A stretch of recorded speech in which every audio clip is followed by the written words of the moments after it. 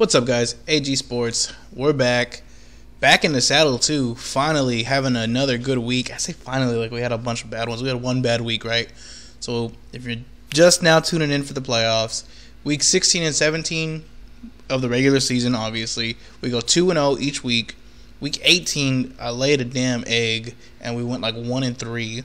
And then last week, or this week, I guess, depending on when you're listening to this, for the wild card round, we go 3-1 on straight up picks. So if you're looking at the description from the previous video, the picks as far as sides and totals were concerned were the Patriots and the Bills over 43, that cashed. Buccaneers over 27, also cashed. 49ers plus 3.5, also cashed. The only one that didn't cash was the 49ers over 23.5, and that was actually a half unit play. So the one half unit play was the one that we didn't cash. So again, 3-1, which roughly equates to about 2.5 units up, depending on where you got the numbers at. But 2.5 units in a single week, not bad. Now the props were shit last week. Now keep in mind we were taking some kind of longer shots here.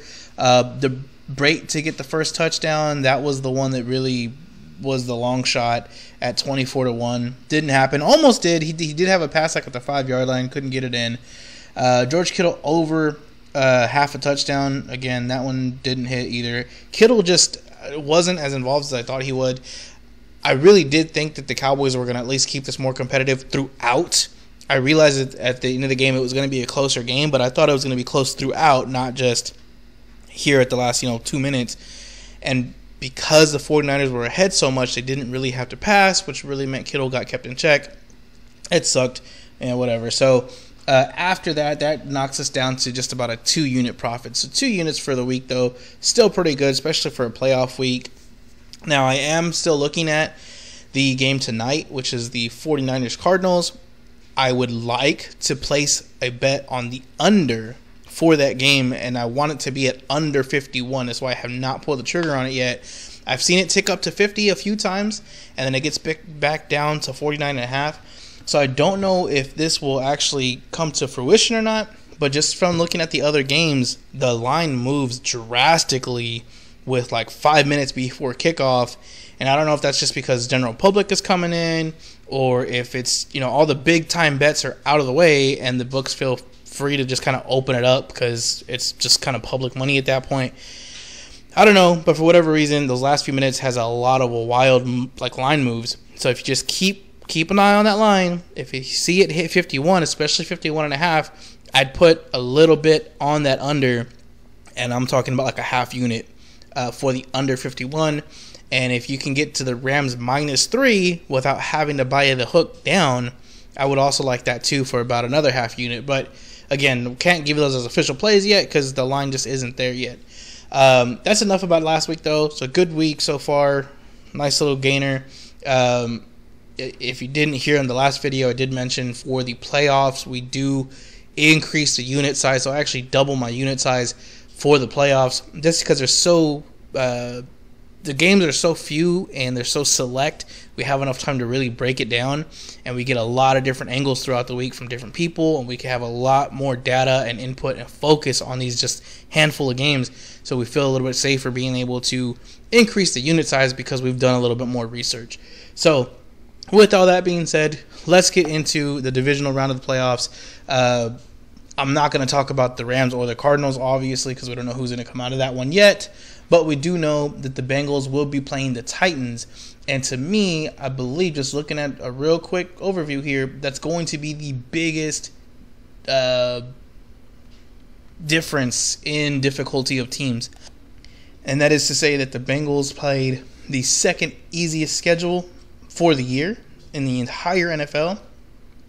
And the average defensive efficiency, meaning that the defenses they went up against were allowing 21.5 points, whereas the Titans were actually the 26th easiest, which comes out to the 6th hardest schedule on the year, and their defenses they played against were only allowing about 14 points per game.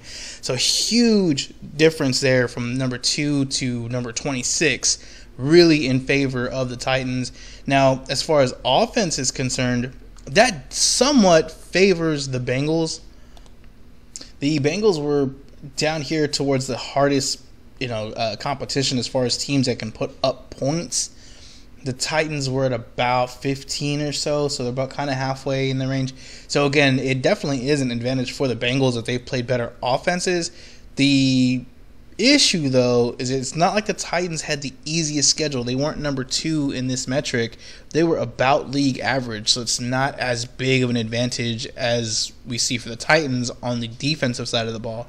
Secondly, when we kind of back out a little bit and we include the entire season, not just the last 8 weeks or so, we actually see a much closer comparison here from the standpoint of offensive efficiency. Both of them were kind of middle of the league. So, again, not a real huge advantage for the Bengals, but it does slightly lean their way offensively. Defensively, though, the Titans just have a big leg up on the teams that they've played compared to the difficulty of schedule the Bengals have played. Now, while we look at that, let's look at these teams' actual offense as far as DVOA is concerned. So per weighted DVOA, which really just kind of weights who they played and things like that, Cincinnati was the 12th best team offensively, 15th just per pass DVOA, and 20th via the rush DVOA. So kind of a balanced team as far as just being able to do both, run and pass. As far as Tennessee is concerned, they did rank 21st in weighted DVOA, so the advantage goes to the Bengals. 21st in the pass, 17th in the rush. Not really a whole lot of greatness there, but keep in mind that is taking into account that the portion of the back half of the season was really without Derrick Henry. So, what would it look like had he played the entire year? I think we all know at least the rushing side of this would have been much different. And it does look like Derrick Henry is going to be playing again come this divisional round. Now, how effective is he going to be? That's really what you're going to be betting on. How effective do you think he's going to be in his first game back? Especially if the foot injury was really as bad as people were saying it was. I don't know. That's the one variable that's really giving us some issues here, that will give you some issues here when you're trying to handicap this game. As far as defense is concerned, Cincinnati being able to stop the pass is 24th, 13th via the rush. Now, I will say, even though the rushing defense seems like it's a little bit better, Cincinnati has not really played a whole lot of great rushing teams, and usually their best defense against the run is getting out to a lead to make the other team pass. So that's, I don't want to say misleading, because it is what it is. The numbers aren't lying, but got to keep that in mind that stylistically they are trying to get teams into a pass-first mentality. As far as Tennessee is concerned, they are number 11 at stopping the pass, number 14 at stopping the rush.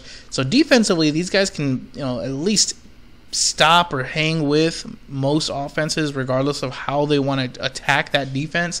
So again, not a huge advantage, but it does sort of lean Tennessee's way as far as the defense is concerned, and it somewhat leans the Bengals as far as offense is concerned. But there is an X factor in that Derrick Henry is going to be playing, and we're going to see how much of a difference he makes. Now, one last thing I want to look at, and this is just because I was already kind of leaning Titans in this game. I want to see how well have the Bengals played, or how many teams have they played that have a decent rushing offense, or efficiency of rushing offense. And they're only about middle of the pack. So, again, not terrible, but it hasn't been really good. As far as explosive rushing plays, let's see where they rank here. They're actually about 8 or so. It's kind of hard to decipher because of the way this is laid out, but it's about 8 to 10, somewhere in there. So not really good at stopping these explosive runs. So what you're going to be betting on in this game is, do you think Tennessee is going to find success on the ground against the Bengals? Because if the Bengals can't stop that run, they're going to run into the same exact issue that plagued the Cowboys this past week against the 49ers, which, again, we expected it. We called it. We bet on it. When the other team can run against you effectively and make you kind of continue to play catch-up, and they know exactly what you're going to do on offense because you're down, you're trying to move the sticks, you're probably passing, that's your strength anyways. Can you still execute with that defense knowing what you're going to do? Now, honestly, I don't think anybody can stop Jamar Chase one-on-one. The kid is just amazing. He's fantastic. He's had all sorts of great catches. And I think that he's really the X factor for the Bengals, as he is most weeks. The problem is the Titans know about him. He's not a surprise anymore. And I think they're going to be prepared for that. And it may be even one of these situations, and we see this more in basketball, but it's possible in football, where they sort of let him do what he's going to do. I know the Patriots a couple years back, they would actually not play their best corner on the best receiver. They'd put their best corner on like the second guy, and even kind of shade coverage to the second and third guys, and let that number one receiver just kind of run with like bracket coverage all day. And by doing that, you're really making that quarterback decide, like, am I going to keep peppering this guy and going into maybe double coverage or kind of shifting coverage, or am I going to try to see if my number 2 and number 3 guy can beat their one-on-one matchups? And it makes a very interesting decision for that coach and for the coaching staff, as well as for the quarterback. And a lot of times that defensive play calling or scheme gives us issues, especially for somebody who doesn't have a whole lot of playoff experience, and somebody like Joe Burrow. Now, obviously, Joe Burrow won his college championship, so it's not like he hasn't been in big games before, but it's going to be a little bit different, obviously a little bit more difficult in the NFL. The reason I'm bringing all this up and the reason I'm showing you this, guys, is because I am going to be betting. I actually have bet the Titans on the money line. It is much higher than I would usually go or ask anybody to make a bet for. I was lucky enough to get it at minus 150 last night.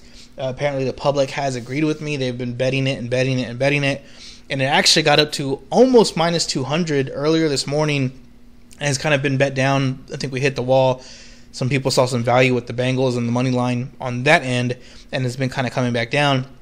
Now, I will tell you, the Bengals at plus 3.5, maybe not right now, but it is going to take money at some point between now and kickoff. You have too much public sentiment on the Bengals right now. The talk in the ESPN media atmosphere is all going to be about the Bengals, how good they've looked, how awesome their offense has been, how Jamar Chase is unguardable, and how the Titans are just kind of like a ho-hum. They got lucky to be there. Is Derrick Henry even any good?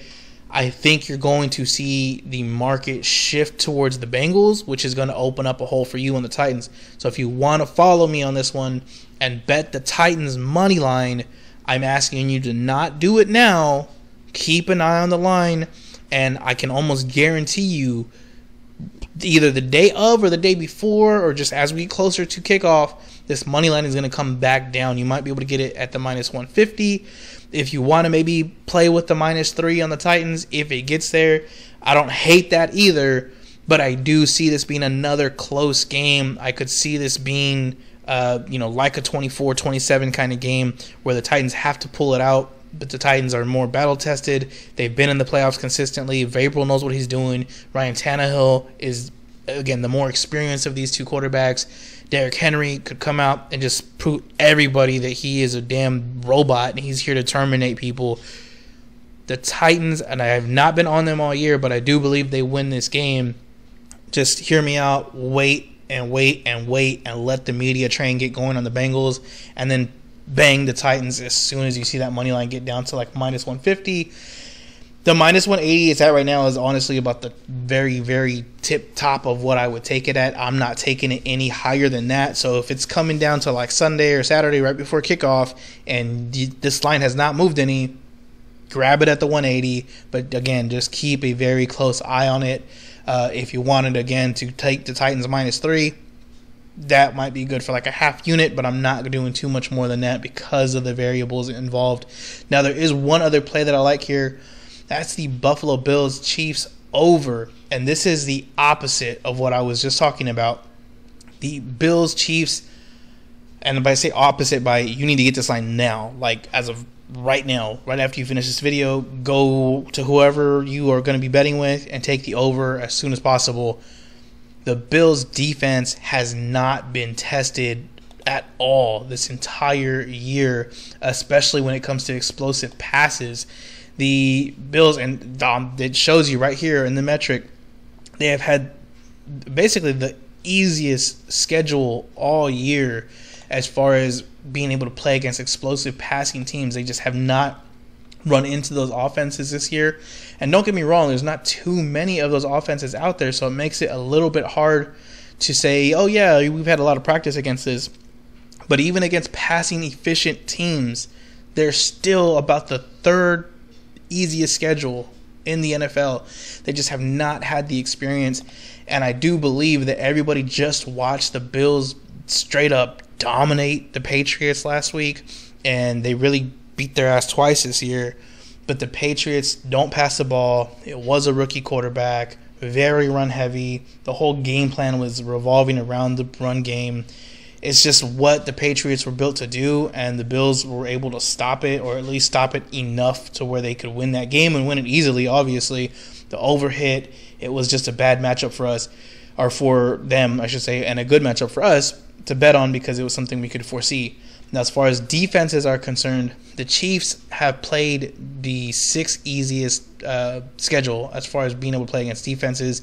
The defenses they have gone up against allow about 18 points per game, whereas the Bills have had the 19th easiest schedule, and the defenses they've gone up against allow about 15 points per game. So there is somewhat of an advantage there with the Bills. It's not as big as what the Titans have over the Bengals, but it is an advantage. It is something that leans to the Bills, and I can see the Bills having a good game plan and a good offensive showing against this Chiefs team.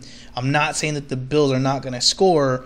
I'm just saying that that defense is not as good as what it's going to be portrayed as this upcoming week. I'm going to revert back to the media, and you have got to look at these games and the lines almost like the stock market, in that it's going to be heavily influenced by market sentiment. You're going to have a lot of people on this Bills line. You have seen them the last 3 weeks just straight up dominating opponents, having great passing efforts in bad weather, beating the hell out of people. They're going to see some action. Now, obviously, they're going up against the Chiefs, so another good team that has a lot of good public sentiment. So as far as the sides are concerned, you may not really get a lot of movement there, but you are probably going to see a lot of money come in on this over, especially with the fact that the public generally just likes overs. On Bookmaker, it has already gone up to 55. On my bookie, it is still at 54.5. So you're going to want to grab that 54.5 as soon as you possibly can.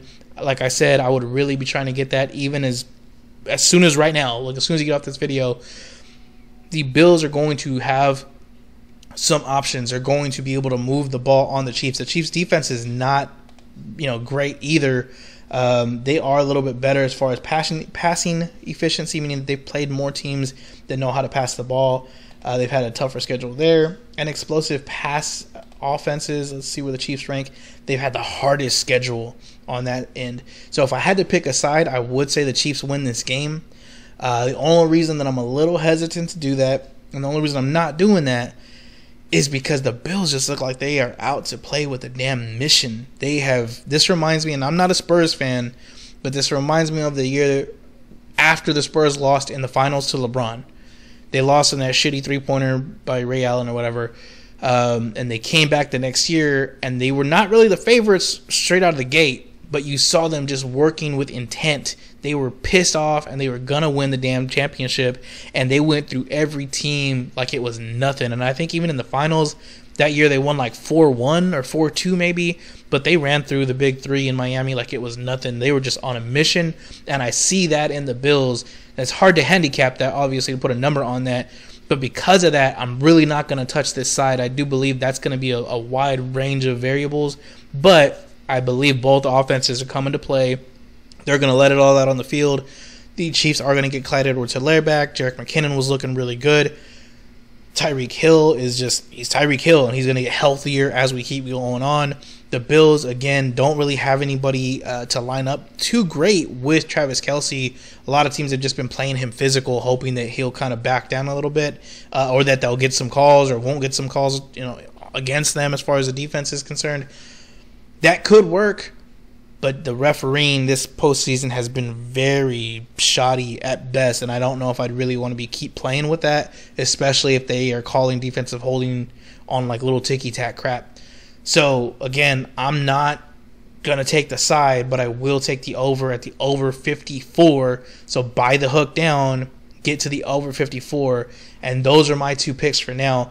As far as, like I said, what I'm looking at, what I'm leaning for, and something that you might want to just, again, subscribe to the YouTube channel, look at the description because I'll update it there as well. But also follow me on Twitter at AG_sports21 because I will give out the picks as I get them, as I lock them in, as I actually put hard money down on these games. I will put that out there. And again, we've had a good year. The postseason is going to be totally separate from the regular season. The regular season, we made roughly about 11 units in this postseason so far. Again, we're up 2 units already, and we're looking to make about 2 to 3 units per week. Might not be huge, but it's going to be fewer plays, easier for you guys to keep up, easier for you guys to lay that money down, and easier for you to kind of just keep track of your bets. So that's a good plan, a good schedule, and if we're making 2 to 3 units at the end of this postseason, you're going to have a lot of money to either withdraw, or if you want to lay like half on the Super Bowl, we can do that as well. But when we get there, we'll take a look at it. For now, those are the 2 plays. The other ones that I would be leaning at, if you are going to be looking at any other games, would probably be the Packers. As of right now, it'd probably be the Packers minus the 5.5. That's just such a fishy line when you get to 5s. Depending on who wins this Rams-Cardinals game, I'm thinking I'm probably leaning the Buccaneers if it's the Cardinals, and we're going to lean Rams if it's the Rams that come out of this matchup. But, again, we'll see when we get there. For now, guys, that's it. Just try and either subscribe or follow me on Twitter or whatever you need to do so I can get you these plays, and let's just keep making some money. Have a great day.